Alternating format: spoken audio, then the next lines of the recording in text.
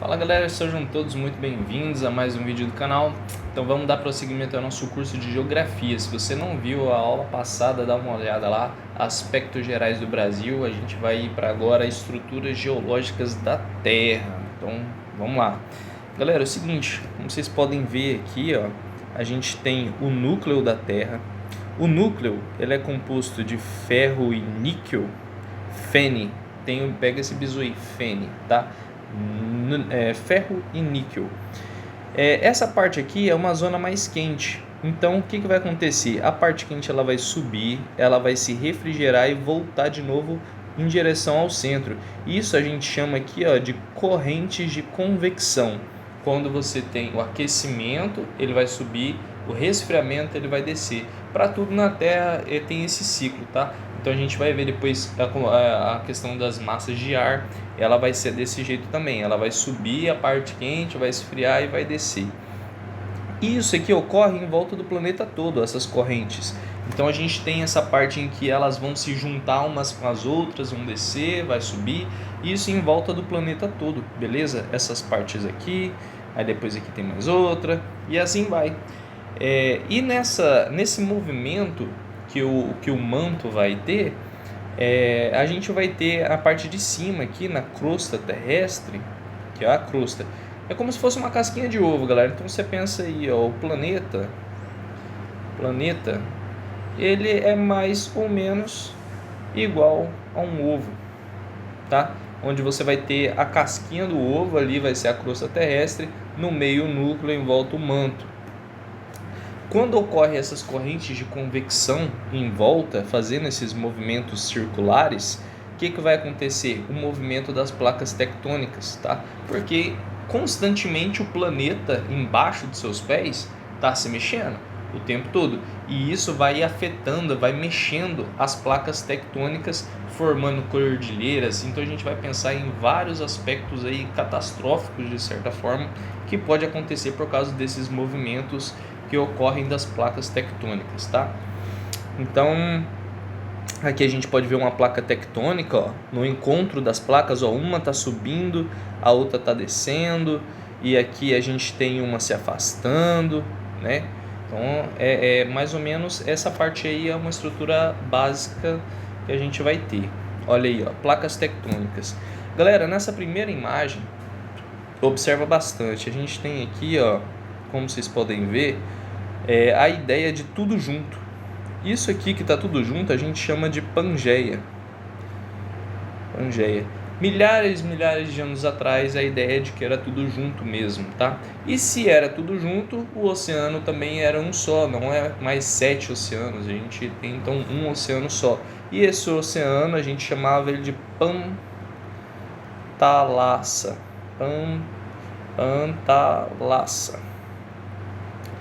O nome do oceano então, Pantalassa, oceano. Então era um único oceano. E a Pangeia, única terra. E com esse movimento das placas tectônicas, a gente começou a ter o rompimento da Pangeia, tá? Em vários cantos. Aqui a gente vai ter outro rompimento que com o tempo, ó, vocês podem ver, começou a se separar. Se vocês dão uma olhada, parece que tudo realmente, ó, se encaixa. Então essa teoria ela é muito válida. Inclusive aqui, ó, a gente tem uma placa tectônica que conseguiu afastar. Na separação da África com a América do Sul, teve muito derramamento basáltico. A gente vai dar uma olhada em relação a isso, que fertilizou muito do território brasileiro.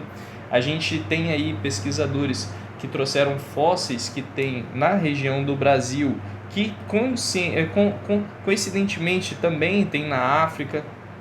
Então muitas coisas se coincidem, tá? Os estudos apontam realmente para esse lado desse movimento, que tudo está se distanciando cada vez mais. Aqui eu trouxe para vocês algumas atividades sísmicas. Então nessas regiões aqui onde você pode ver, ó, que tá pintado de vermelho, a gente tem muita atividade sísmica. Vocês podem ver que aqui no Brasil, Não tem, a gente está no centro de uma placa tectônica e é por isso que aqui não tem abalo sísmico. A gente sente alguns tremores que estão muito longe, mas a gente não tem terremotos aqui no Brasil, tá? Justamente porque a gente é privilegiado por essa questão de estar no centro de uma placa tectônica. E dá uma olhada, onde tem atividade sísmica é justamente no encontro de placas tectônicas. Então, no encontro das placas tectônicas, no limite das placas tectônicas, a gente vai ter esses abalos sísmicos, tá? Aqui eu trouxe para vocês o nome das placas. Ó, o mais importante de todos é a placa de Nazca, placa sul-americana e a placa africana, e pode colocar também a placa do Caribe, tá? Porque elas banham ali, né, o nosso entorno. Para a gente que está aqui no Brasil, se você... Aqui a gente vai ter, ó, a placa Antártica. Essa placa, como é que você vai decorar Ártico e Antártico, né? A parte do Ártico é a parte de cima, Antiártico a parte de baixo, tá? O nome já fala, Antiártico. E como vocês podem reparar, o que eu falei para vocês aqui, ó, nas placas tectônicas vão se dividindo nessa parte aqui todinha, tá vendo aqui nesse rachadão aqui, que é a placa, ela faz um movimento divergente. A gente vai ter uma enorme cordilheira ali no meio do oceano. E aqui na placa de Nazca, com a parte da placa sul-americana, a gente vai ter um movimento delas que vão provocar a cordilheira dos Andes ali. O choque das duas placas consegue formar uma cordilheira muito grande. Isso é fantástico. Aqui eu trouxe para vocês, ó, esse movimento convergente que eu estava conversando com vocês aqui, ó. Esse movimento convergente é como as placas começam a se afastar, uma para um lado, outra para o outro, um movimento que a gente chama de divergente, vai fazer um buraco bem aqui, ó, fora a fora, vai fazer um buraco de fora a fora, de norte a sul do planeta, tá? E aqui a gente vai ter começar a espirrar lava, magma para fora, e esse magma vai começando a se refrigerar e vai começar a provocar cordilheira no meio do mar mesmo. Então a gente depois vou conseguir mostrar para vocês aí a dorsal mesoatlântica, até inclusive tá bem aqui, ó, a parte que diverge da placa americana com a placa africana vai provocar a dorsal mesoatlântica. E na placa de Nazca com a placa americana, o encontro delas, o choque delas é tão grande que vai provocar, ó, a cordilheira dos Andes.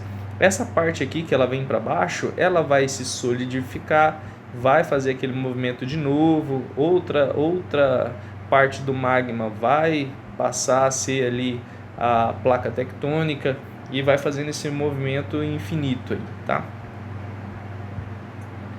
Então aqui, ó, movimento convergente, o movimento convergente a gente vai ter aqui, ó, Cordilheira dos Andes. Então, Andes, que é o choque das placas tectônicas. Então a placa tectônica que ela se chocou e provocou de norte a sul da América, olha aí, ó, uma baita de uma cordilheira. E a gente tem aqui, ó, um movimento divergente, que é o afastamento das placas tectônicas.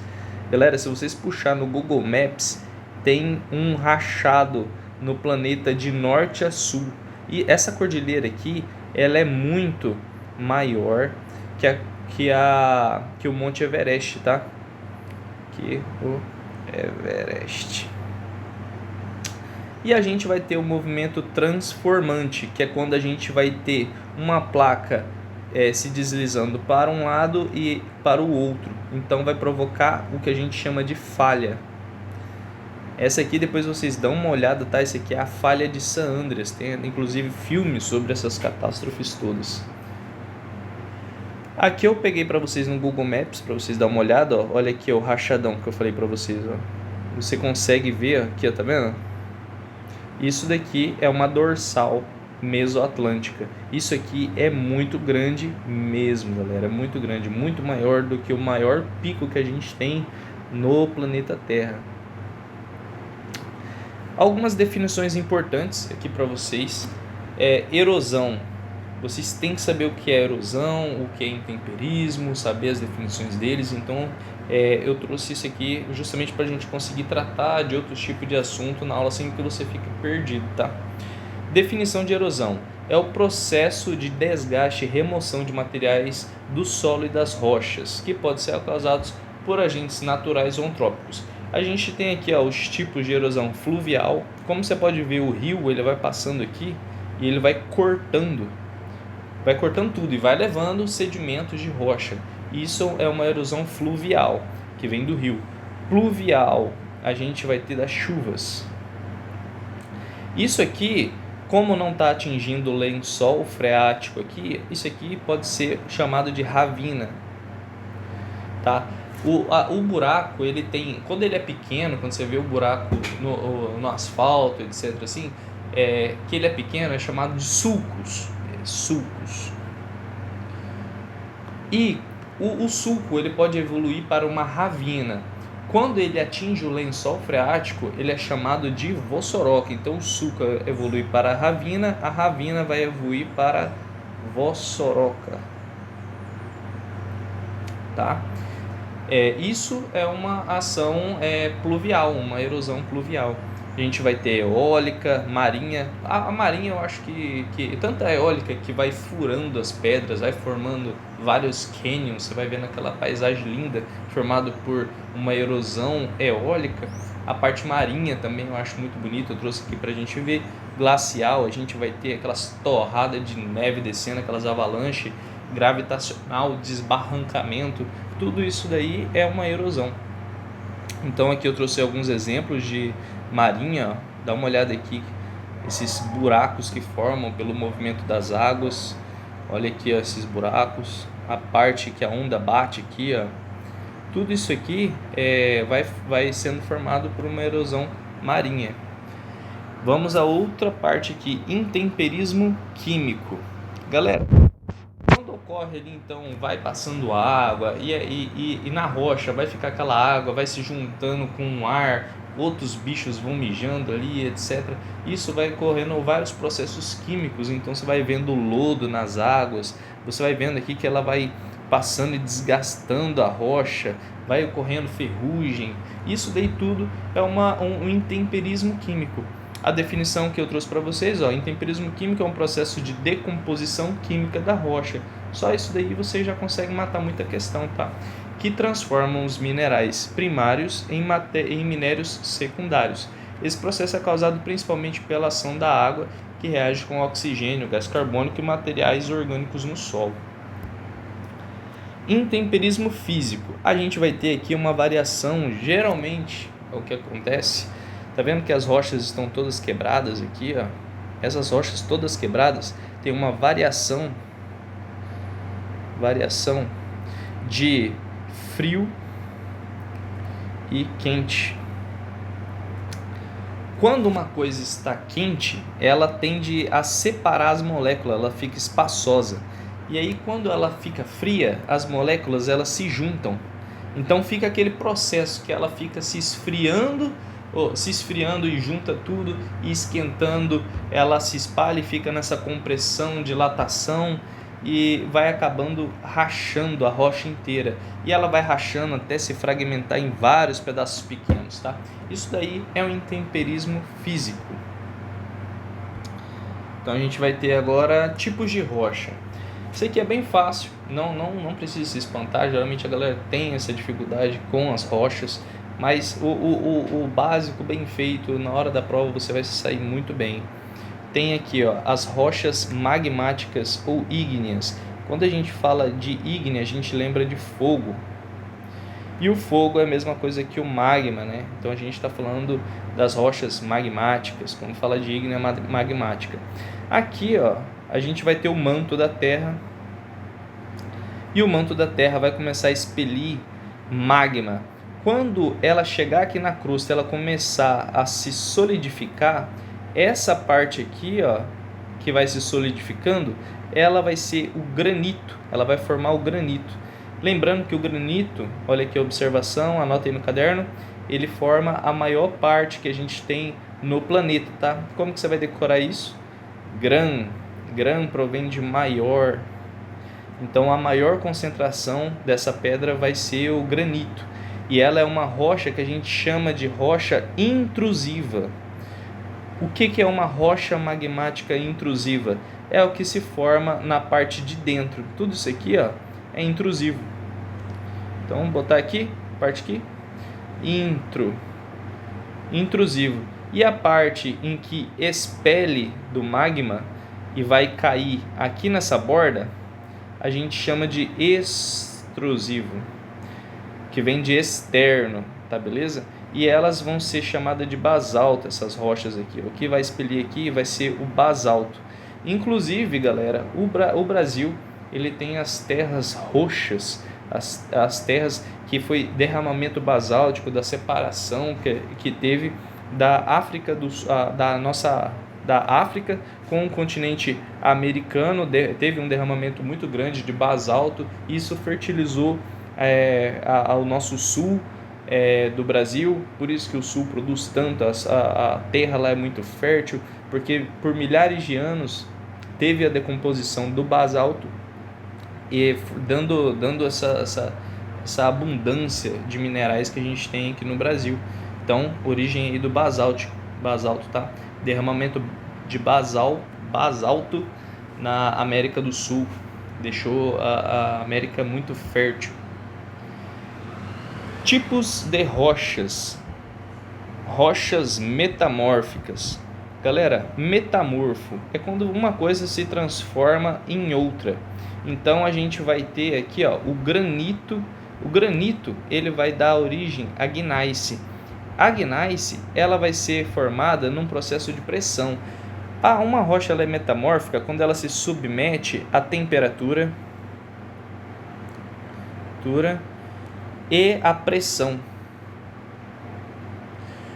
Esses dois casos. Nesse caso da gneiss é uma pressão.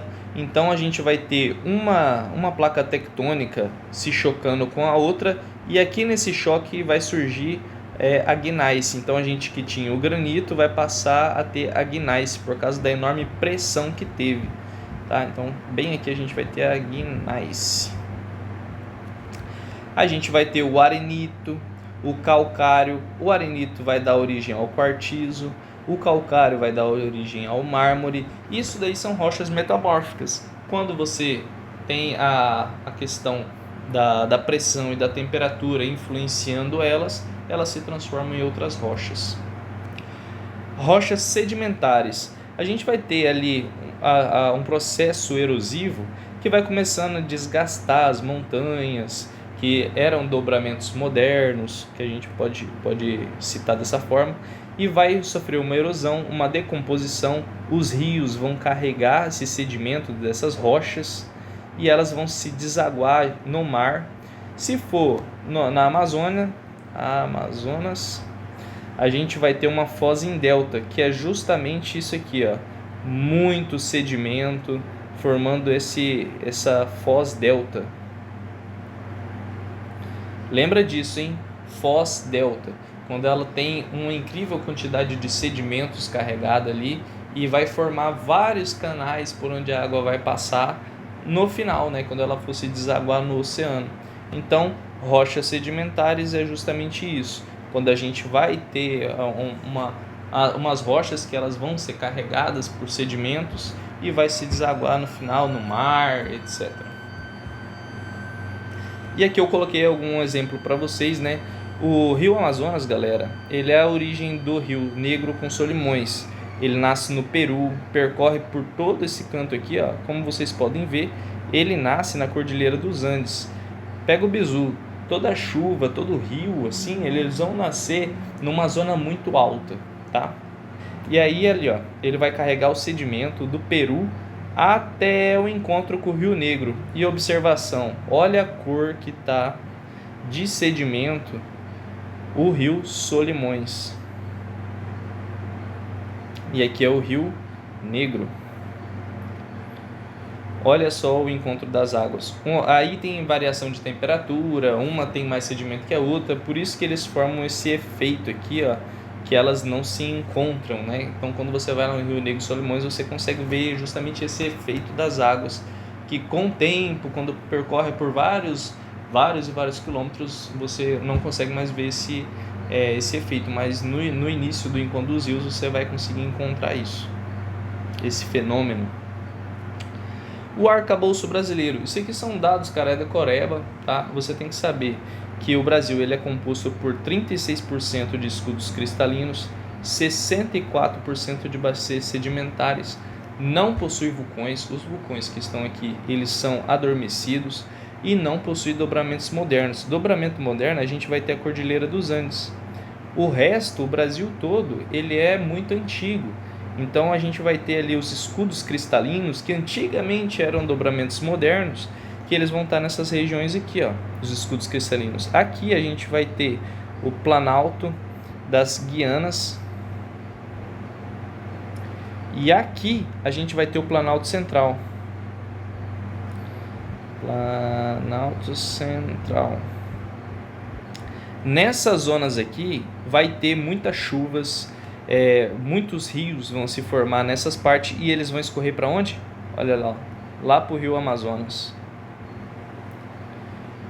E quando eles descer, eles vão carregar muito sedimento. Então essa região aqui, ó, ela é de planície, é uma região mais baixa e ela vai carregar todo esse sedimento até desaguar no mar, beleza? Então não possui dobramentos modernos, é composto aqui, ó, também esqueci de falar para vocês dessa região aqui, que é a cadeia de montanhas, né, que a gente chama de mares de morros,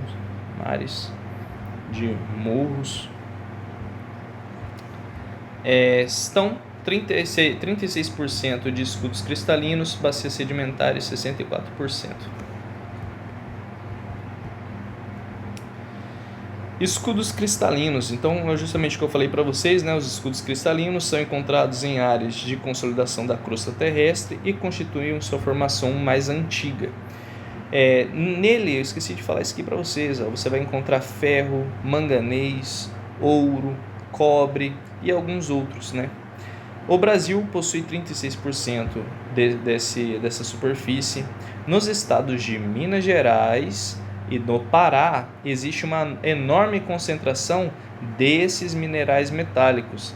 Por quê? Eu falei para vocês a respeito disso, né? Como eles são formados em regiões montanhosas, nos escudos cristalinos, olha onde é que o Pará está. Minas Gerais, nessa região aqui. Então nessas regiões de montanha é onde você vai encontrar bastante, justamente porque é escudos cristalinos, onde você encontra esses minerais. Bacias sedimentares.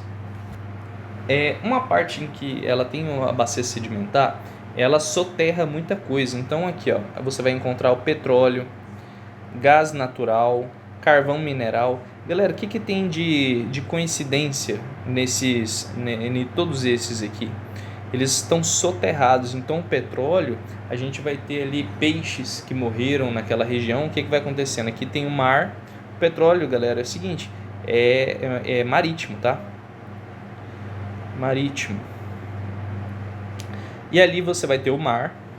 No mar, os peixes vão começar a morrer e vão ficar acumulados aqui. Com o tempo vai vir uma camada de terra por cima, vai sofrer muita pressão, então vai ter muita pressão mesmo.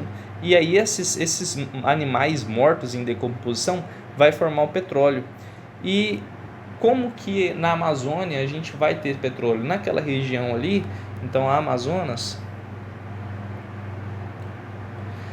teoricamente,